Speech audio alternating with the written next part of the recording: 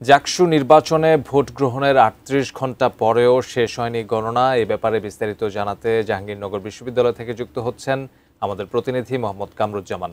কামরুজ্জামান, আমরা যতটুকু জানতে পেরেছি, কেন্দ্রীয় সংসদের ২১টি হলের মধ্যে ১৪টিতে ভোট গণনা শেষ হয়েছে। বাকিগুলো শেষ হতে কতটুকু সময় লাগতে পারে বলে ধারণা করছেন আপনারা?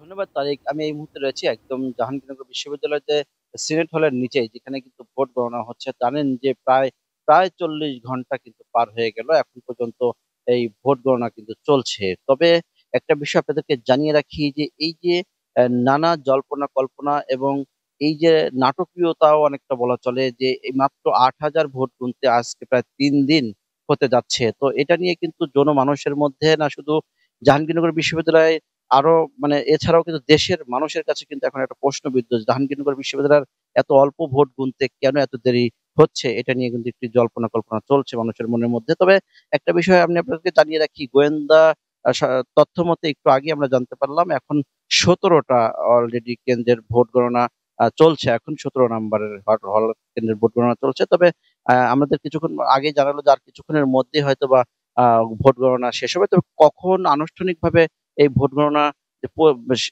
প্রশাসন ডাকসু নির্বাচনের যে নির্বাচন কমিশনার কখন প্রকাশ করবে ফল এটা আনুষ্ঠানিকভাবে, সেটি কিন্তু এখনো জানায়নি এবং এটি নিয়ে কিন্তু আরো ও চলছে অন্যরকম একটি ধ্যান ধারণা। তো যেহেতু সবকিছুই ডিলে হয়েছে, জানেন যে ৩৩ বছর পর এই যে নির্বাচন, এই নির্বাচনকে ঘিরে আপনি জানেন যে গতকালকে কিন্তু একজন পুলিং অফিসার, যিনি ১১ তারিখে তিনি কিন্তু নির্বাচনে কিন্তু তিনি পুলিং অফিসার হিসেবে দায়িত্ব পালন করেছেন। গতকালকে তিনি ভোট গণনা করতে এসে সকালবেলায় তিনি ১ তলা, ২ তলা, ৩ তলার সিঁড়িতে ওঠার পরেই কিন্তু তিনি হঠাৎ করে অসুস্থ হয়ে পড়ে যান এবং কর্তব্যরত ডাক্তার কিন্তু তাকে মৃত ঘোষণা করে। এই নিয়ে কিন্তু জানেন যে একটি কিন্তু সারা দেশে একটা ঝড় বইছে। তো সবকিছু মিলিয়ে যে এই যে জল্পনা কল্পনা, আমরা শিবিরের সাথে একটু আগে কথা বললাম।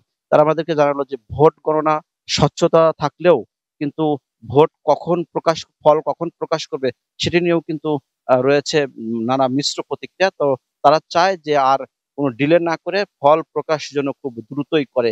এছাড়াও আমরা যারা স্বতন্ত্র প্রার্থী, যে আমরা একজন ভিপি প্রার্থী জিতুর সাথে কথা বললাম। জিতু আমাকে জানিয়েছে যে তারাও চায় যে আ আর আর কোন বিলম্ব না করে, দেরি না করে খুব অল্প সময়ের মধ্যে যেন ফল প্রকাশ করে নির্বাচন কমিশন, এর দাবি জানিয়েছে আরকি।